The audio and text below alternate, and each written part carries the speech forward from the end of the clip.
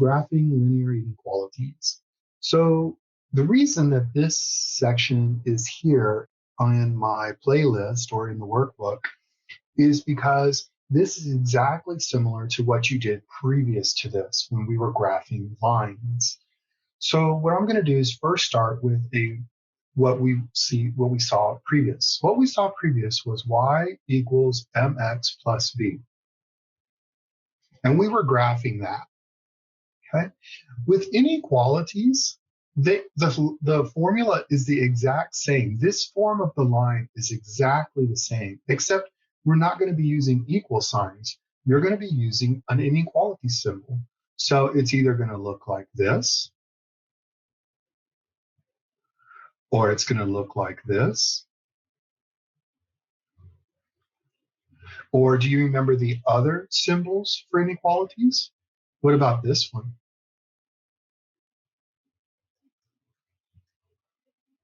Or it can be the go in the other direction. So when we're talking about graphing an inequality line, the inequalities are going to be there.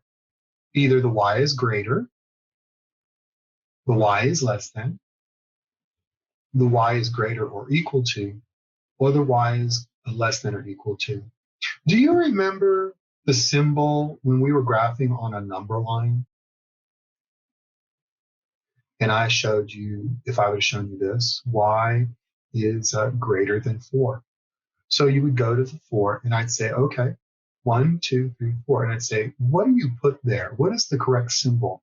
You would say the open circle, because you would say, well, y is greater than 4 and cannot be 4. And I'd say, yes, that's true.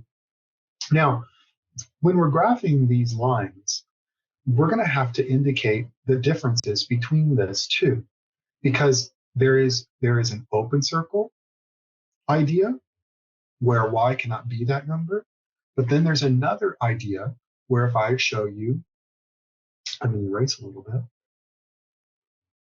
If I show you another idea, y is less than or equal to 3, then that says something different. Remember the graph?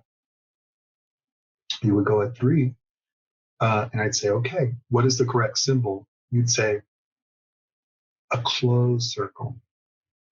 And I'd say, what does that mean? That means that y can be 3. It's less than and or equal to. So there are two different ways to indicate based on what is going on. If you're using these kinds of symbols without the line underneath, then you're going to be using something called a dash to indicate the line. If you have these symbols that show less than or greater than or equal to, you're going to be using a solid line, just like you did over here, a solid circle, an open circle, or a dash, okay? So that means that, let's just take a look at these things. Do you see this one here? Let me ask you a question. Is that the symbol?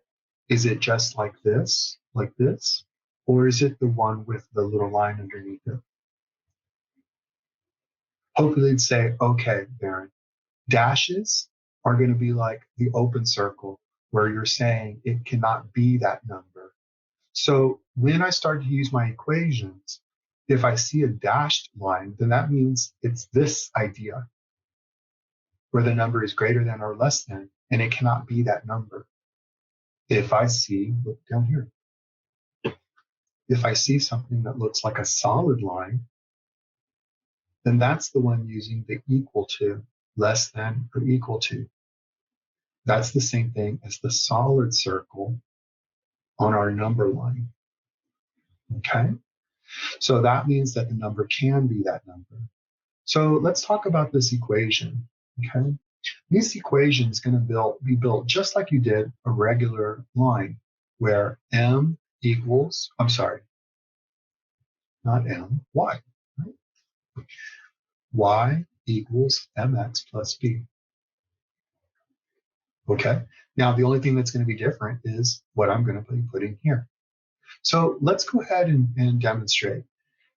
You're going to do this the exact same way that you did with the previous examples, like say I gave you a line and I said, don't, and for our example, let's not think about this right now. Let's not think about why that's colored. Let's think about this. What is the equation of this line here? Let's do this first, okay? Okay, so in order to fill out the equation, you need a slope and you need a y-intercept. Let's go ahead and figure what that is. What's the easiest one? The slope or the y-intercept? Well, hopefully you said, Darren, the y-intercept is always the easiest if I'm looking at the graph. I'd say, yeah. So at the graph, that's my y-intercept right there. And it's at the +2 spot. So let's go ahead and do this. I have a y. Now remember, it's not an equal sign. We'll just leave it off for right now. And it's going to be an m times an x. And now what's behind that? What's my y-intercept? +2. Good job. Okay, now let's go ahead and figure out what the slope is, because again, you need a slope. All right, here we go. So I start with my first point, and I find another point along the line where it crisscrosses. And I say, oh, there's another one right there. So let's go ahead and figure out what that slope is. What's the rise? 1, 2, 3. So I say my rise is 3. And what's my run? 1. Good. So what's my slope? You can say, well, Darren, my slope is going to be 3, 1, or 3. Let's go ahead and finish this, get this thing out. Okay, good. So I have y. I didn't put an equal sign there because I'm going to go ahead and leave that off right now because we're going to be using an inequality, not an equal sign. And then I'm going to put a plus or a 3 here. So now I have 3 times x plus 2. All right. So I'm already got part of my line. The only thing I'm missing now is what goes there, because it's not going to be an equal sign. It's going to be an inequality. Now, let me demonstrate how they do this, okay? Now, first things first, was it a dashed line or was it a solid line? And hopefully you say, well, Darren, that was a dashed line. And I say, yeah. What does the dashed line represent? And if you say, oh, that represents like if you're saying that the number is greater or less than, but it cannot be that number. Okay, that means you're going to, one of your inequality is going to be one of these symbols, not the one with the line underneath it. Now, you have to think about, well, am I use the greater than symbol, or am I going to use the less than symbol? Now, let me show you how to come up with the idea. It's right here. If you say that this is my line, if I shade, and I'm going to call this below, if you shade below, that means less than. How's that? So if I do that, then I'm going to use the less than symbol. So when I come back to my line, I'm going to say y is less than 3x plus 2. Okay, you want to try again? Let's do another one. Let's use this one. Okay, first things first, remember, figure out what the equation is of the line. Now, this one's dotted too, but let's not worry about that right now. Let's make sure we get that equation of the line right first. So I have a y. I want it to be y equals mx plus b. Here we go. Easiest part, the b. There it is. Where's the b? -2. So I already know my y-intercept is -2. So y something times x -2. Now, let's go ahead and get that slope. So I want to look along my line. Remember, look towards the right. Find another one where it crosses and say, oh, I see one immediately right there. Good. Let's go ahead and figure out what that slope is. What is that slope?